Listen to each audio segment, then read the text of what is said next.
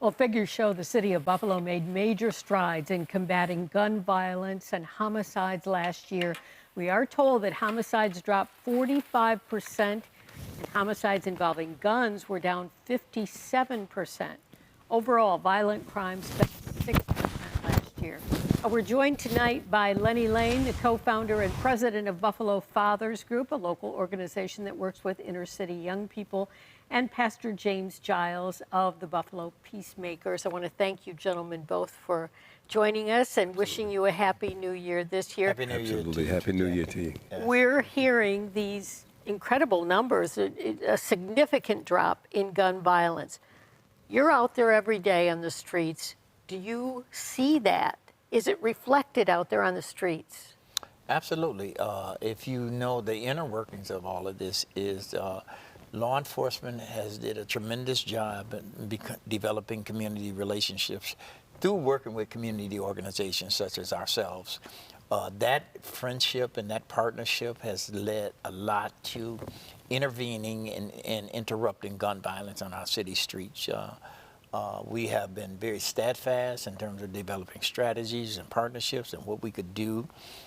So it's been a one collective effort. So you working with the Buffalo Police, what do you think, Lenny? Absolutely. And it's been a collaborative effort among all of the organizations working together, you know, to help reduce gun violence. And there's not one group or one organization can take, you know, the credit for anything. But I think when we come together and when we work together, you can see a reduction in gun violence. Yeah, so it's a lot of pieces coming Yes. together. One of them is sitting right here. Tell me about this. This is interesting. Yeah, absolutely. And this is an initiative that we had started a couple years ago, myself and Pastor Giles and the Buffalo Peacemakers, where we have an initiative where our children can turn in their toy guns and for a non-violent toy, like a basketball, football, a board game, or even a book, so that we can start educating them at an early age about gun violence and the impact that it has on the family. And in return, one of our art teachers over at the Tri-Main building, Elizabeth Leader, actually crushed these guns up and turned them into a work of art. Now, we had some video. You could see the gun exchange there in that video. But this is what Elizabeth Leader made from those crushed up toy guns, a work of art, you know, a different way to look at these little guns, right? Absolutely, absolutely. What else works? So I can't emphasize the significance of having community-based groups doing engagement with the very elements that are doing all this violence. Okay, when you say community-based groups, what are you talking about? We're talking about Back to Basics, the Fathers, Peacemakers, SNUG, MVP, Most Valuable Parents, right? Groups of people who live in these neighborhoods. Stop the Violence Coalition, you know, Mad Dads. So all of our groups have been working toward GYC ministry.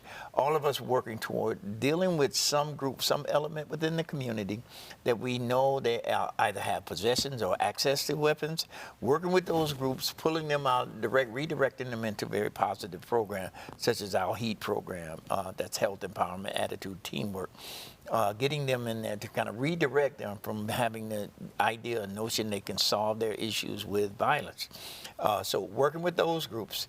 And then you have law enforcement on their end, gathering up people that are possessing weapons, people that are actually supporting selling weapons. They are doing their jobs in that. People that are using weapons, law enforcement is gathering them up and pulling them off the street, and they're being prosecuted. So we got the DA's office working. So it all works together toward reduction of violence. Yeah, I'm hearing you talk about the partnership with law enforcement in a better way than I've heard in many years in the past. It sounds like this year, working with the Buffalo Police Department is working. It's been a work in progress. We actually started very significantly in 2018. 2019, you saw a dramatic drop in crimes because of the community, the neighborhood engagement team, the NET team by the Buffalo Police Department. You know, they were working very intentionally with community-based groups and community in general. You've seen a reduction in violence in 19.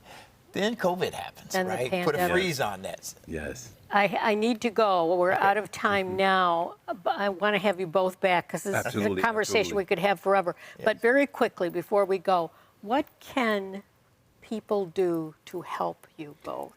Well, one of the things that we both always had an ongoing is turning in and educating our young people at an early age by turning in them toy guns.